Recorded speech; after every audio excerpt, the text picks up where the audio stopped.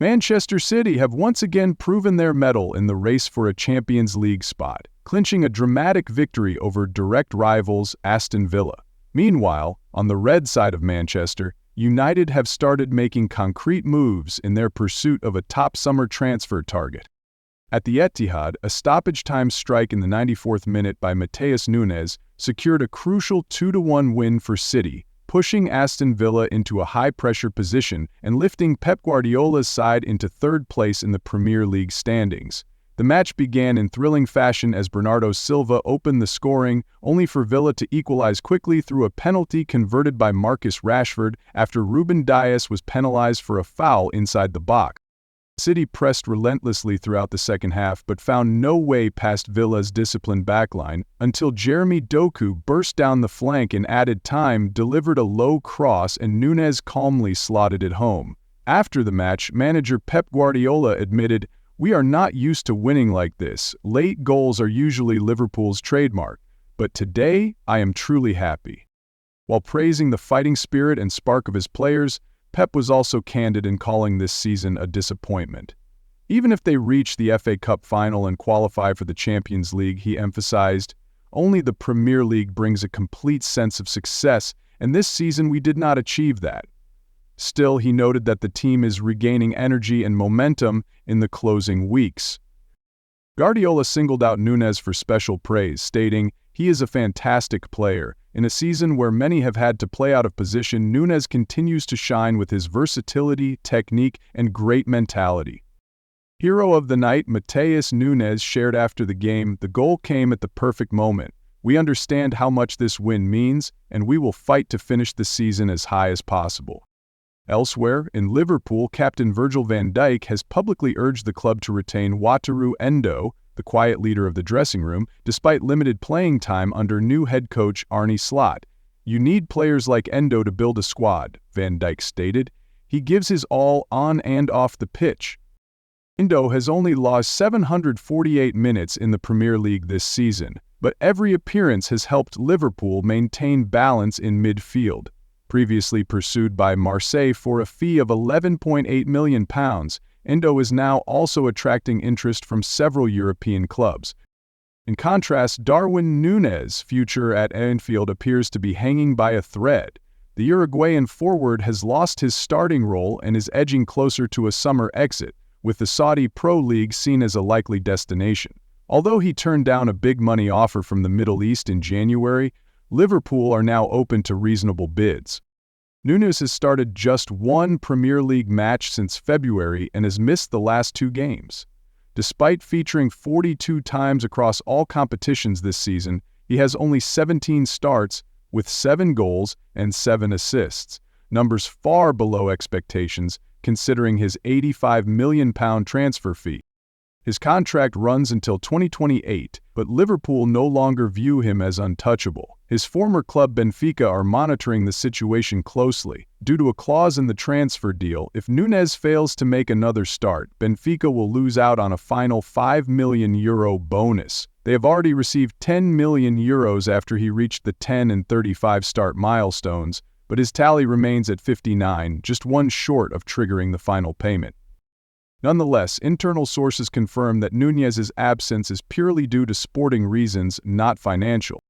Across the Premier League, the future of key players is becoming a hot topic as clubs prepare for the decisive stretch of the season and the summer transfer window. While Chelsea are scrambling for a new goalkeeper, Arsenal have confirmed they will part ways with a once crucial figure in midfield. Arsenal have officially decided not to renew Thomas Partey's contract, bringing an end to a turbulent chapter for the Ghanaian midfielder at the Emirates. His current deal expires at the end of the season, and he will leave as a free agent. Once a key figure in Arteta's setup, Partey has been dropped from long-term plans due to inconsistent form and recurring injuries. Ahead of their clash with Crystal Palace, Mikel Arteta provided an update on the squad. The good news for fans is that Bukayo Saka, who suffered a minor ankle knock in the previous game, is fit to play. He reacted well in training, Arteta said. If needed, he is ready to start. In contrast, Ricardo Calafiori and Jorginho remain sidelined. Calafiori has not recovered from a knee injury, while Jorginho is likely to be out for several more weeks, potentially missing the rest of the campaign. "I hope he can return," Arteta admitted, but nothing is guaranteed yet. When asked about rotating players ahead of the Champions League semi-final against Paris Saint-Germain, Arteta did not hesitate with his response. "If a player is fit and in form, he plays. That is the simple truth." Pressed on whether he would regret risking key players so close to the season's climax, the Spaniard responded with biting sarcasm. "So what do you want? Should I hang myself now? If we live in fear, I might as well not name a squad at all." Arteta also took time to praise Martin Odegaard, whom he described as a true leader following his standout performance last weekend. Gabriel Martinelli remains a first-choice option due to his consistent form and relentless desire to compete. Over in West London, Chelsea are working hard to upgrade their goalkeeping position after a string of poor showings from Robert Sanchez. According to Team Talk, they have reignited their interest in signing Diogo Costa from FC Porto. However, the Blues will face fierce competition from Manchester. Although Costa has a €75 million release clause, Porto are open to negotiating a lower fee since his contract runs only until 2027. Meanwhile, Mikhailo Mudryk's future remains clouded by uncertainty. The Ukrainian winger has been provisionally suspended following a suspicious doping test result. According to Shakhtar's sporting director Serhiy Palkin, Mudryk has passed a lie detector test and is baffled by the initial findings.